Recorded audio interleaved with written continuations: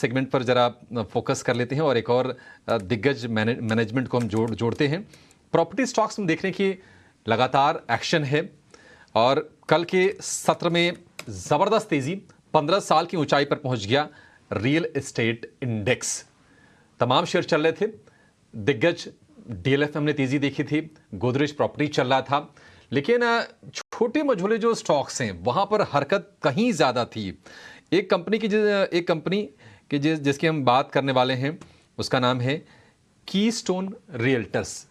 Last year ये company list हुई और इसके कंपनी के CMD रुस्तम ईरानी हमारे साथ, बमन रुस्तम ईरानी हमारे साथ जुड़ गए हैं बातचीत करने के लिए और ये समझाने के लिए कि फेस्टिव सीज़न चल रहा है रियल एस्टेट मार्केट में। हम ऑलरेडी देख रहे हैं कि प्राइसिंग वाला कोई ऐसा कोई टेंशन नहीं है, डिमांड लगातार मजबूत बनी हुई है। सिनेरियो कैसा है ये ज़रा समझते हैं। रुस्तम सर, बहुत शुक्रिया आपका समय देने के लिए। स्वागत है टीना स्वदेश पर। सर, हम आंकड़े जो आते हुए देखे ना वो मतलब चौंकाने वाले तो नहीं थे, लेकिन निश्चित तौर पर उन्हें देख के बहुत अच्छा लगा कि प्री सेल्स के लगातार दूसरे साल हम रिकॉर्ड नंबर देख रहे हैं। जैसा कि मैं बता रहा था कि इंडेक्स 15 साल की ऊंचाई पर है। आपको लगता है कि ये जो अप साइकिल चल रही है रियल एस्टेट में, ये टेम्पररी नहीं है, मोमेंटरी नहीं है, बल्कि ये लंबे समय तक टिकाऊ रहने वाली है? Thank you Abhishek ji for having me on the show. पहले तो मैं आपके माध्यम से आपके दर्शकों को बताना चाहता हूं कि रियल एस्टेट में जनरली इंडियन मार्केट ने 60% वेल्थ क्रिएशन की है और इंडियन कंज्यूमर्स ने 60% वेल्थ क्रिएशन की है। दूसरा, आपको ये बताना चाहता हूं कि आज की तारीख में रियल एस्टेट में रेरा के आने के बाद लोगों की एक तरह की कॉन्फिडेंस बढ़ गई है और ये कॉन्फिडेंस बढ़ने के हिसाब से रियल एस्टेट जो एक प्रिफर्ड इन्वेस्टमेंट चॉइस हुआ करता था, उसमें लोग बेधड़क और विदाउट एनी फियर इन्वेस्ट कर सकते हैं और लोग इन्वेस्ट भी कर रहे हैं। अगर मैं आपको बताऊं, आपका ध्यान खींचूं अक्रॉस द वेरियस रिपोर्ट्स जो क्रेडाई के माध्यम से हमने लोगों के बीच किया है, तो डाइवर्सिटी ऑफ द इन्वेस्टमेंट्स जो हो रही है सबसे ज्यादा अक्रॉस द कंट्री हो रही है। लेकिन अगर मैं मुंबई MMR के स्पेसिफिक मार्केट की बात करूं तो करीबन 46% ग्रोथ हुआ है हमारे मार्केट में और हमारे आज की तारीख में सप्लाई वर्सेस डिमांड की जो सिचुएशन है, डिमांड काफी तेजी से बढ़ रहा है और सप्लाई उसे मैच नहीं कर पा रही। ये कहने के बाद मैं कहना चाहूंगा कि इंफ्रास्ट्रक्चर की जो एक तरह की बूम हुई है अक्रॉस द कंट्री और वापस MMR में करीबन 3 लाख करोड़ की हमारे गवर्नमेंट ने जो इन्वेस्टमेंट्स की है, नए नए लोकेशंस उन्होंने इन अ वे एक्सेसिबल कर दिए हैं, ये सबसे भी इंफ्रास्ट्रक्चर ग्रोथ काफी बढ़ते जा रही है। हमारे यहाँ कमर्शियल डेवलपमेंट जो काफी टाइम से बहुत कम माध्यम से हुआ करता था, जितने आपके दर्शक हैं वो जानते होंगे कि बेसिकली लास्ट 3 महीने में there have been 3 news of very large commercial development के लिए purchases in MMR area itself. तो ये सारा जो हो रहा है is extremely good for our market और actually very good for the entire public at large.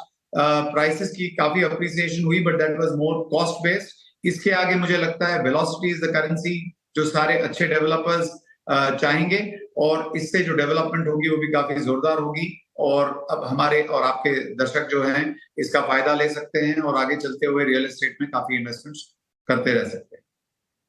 Morning mister बुमन, बिल्कुल हमने देखा भी, इनफैक्ट आपने जो FY24 के लिए जो प्री सेल्स ग्रोथ का एक गाइडेंस दिया था उसका लगभग 40% तो आप अचीव कर ही चुके हैं H1 में। इनफैक्ट सारे ही पेयर्स, और जिस तरह से आप हमें डायनामिक्स भी समझा रहे थे सप्लाई और डिमांड के, तो क्या ये कहना ठीक होगा कि जो अब तक अनसोल्ड इन्वेंट्री है फॉर द इंटायर इंडस्ट्री वो भी एक डिकेडल लो पर है?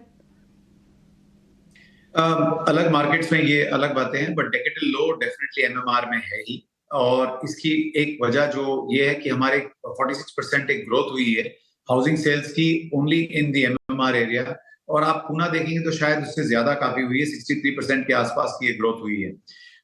मोर इम्पोर्टेंटली आज की तारीख में developers are all working with data, Priyanka ji, and this data जो हम क्रेडाई के माध्यम से अलॉन्ग विद अदर एजेंसीज जो टाई अप करके हम ये डेटा मार्केट में दिया करते हैं, ये काफी स्टडीड रिसर्च होता है जिसके बेसिस पे हमारे डेवलपर्स और हमारी फ्रेटर्निटी काम करती है।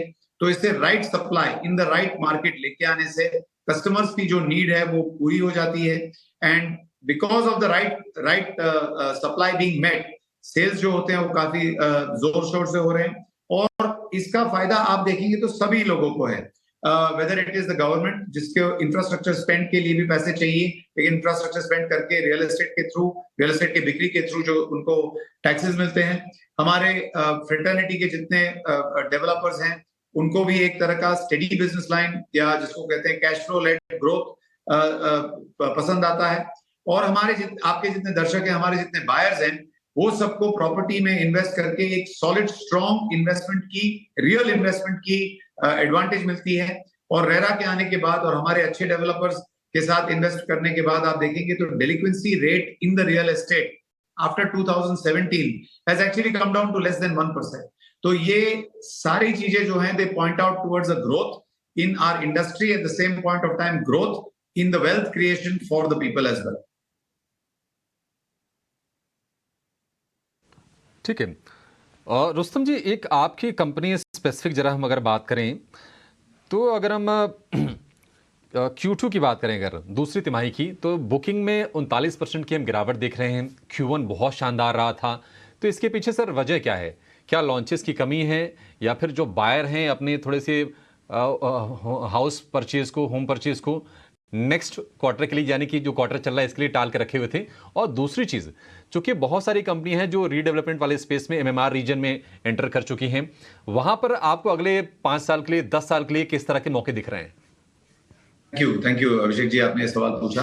हमारी कंपनी जो है वो Q1 में हमने जो हमारी कलेक्शंस की है वो काफी मच मोर देन हमने जो टारगेट किया था वो रहा।